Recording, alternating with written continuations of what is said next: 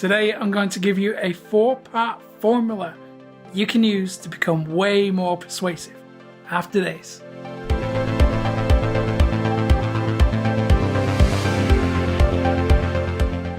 Happy Friday everybody, welcome to ProfitCopilot.com.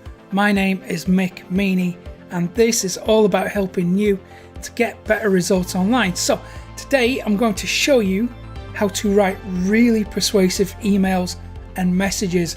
I'm going to give you the right structure to use so you can become more persuasive with just 2 or 3 sentences. And this really works well if you're in direct, personal, one-to-one contact with somebody else. And it works especially well if it's someone that you know.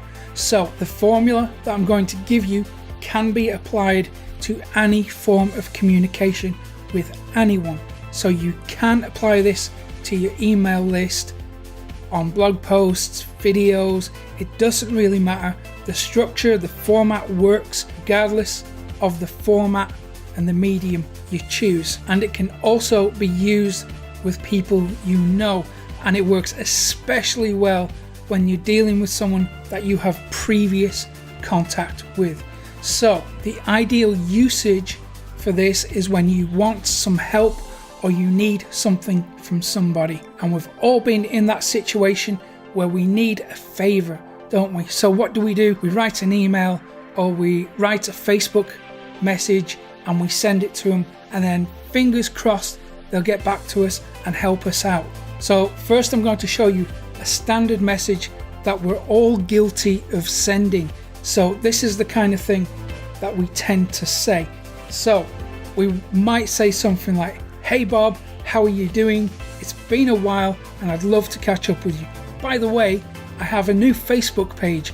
Could you like it please?" And then we have a link to the annoying Facebook page, and then "See you soon, Joe."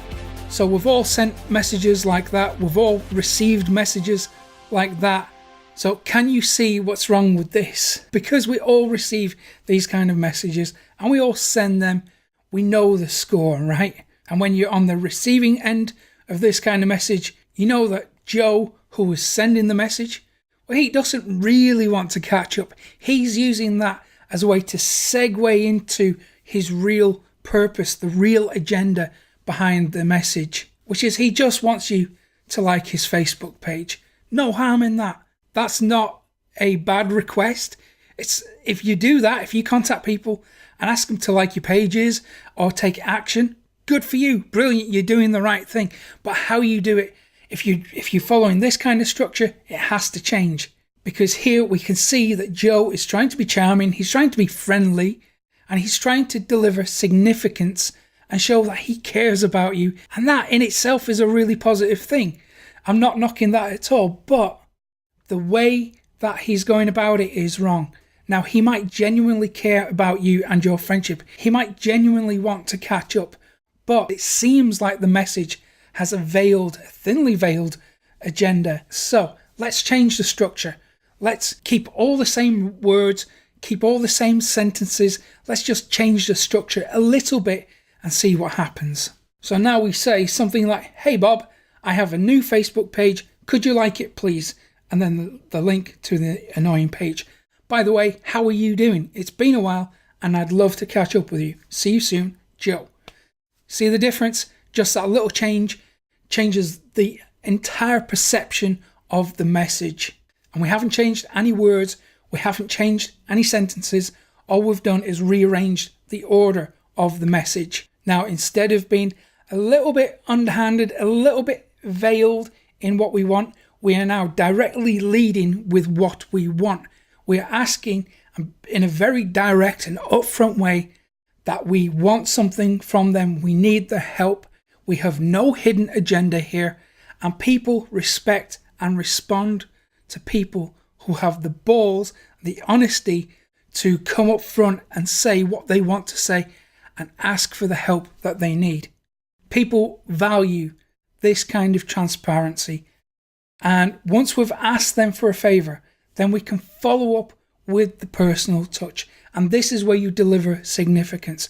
So you make them feel valued at every stage. And listen, when you ask someone for a favor, just that act of asking them to do something for you will instantly make someone feel valued if they don't feel like they're being manipulated in the process. So when you ask someone for a favor, you're really telling them that you see them as reliable, you see them as dependable. And listen, people really do enjoy being given small amounts of responsibility. It makes them feel good about themselves. And I know I am absolutely opening myself up to the 5 people who consume my content asking me for small favors as a result of this. So when you apply this little formula to your communications, you will notice that you absolutely get better results. This will, without doubt, make you more persuasive. And we didn't use any kind of gimmicky mind control stuff. We didn't use any seedy tricks. There was no manipulation, nothing underhanded. We just asked for what we wanted and then we make them feel good. It's that simple. But we can actually take this a step further too by including a reason for the favor. Now, a simple way to do that is to use the word because. Let me show you an example. So in this example, we say, "Hey Bob, I have a new Facebook page. Could you like it, please? Because I'm trying to reach 100 likes. So now we have a logical reason for asking for the favor. They now have a reason to agree to help you. And again, we can still take this a step further still by injecting urgency.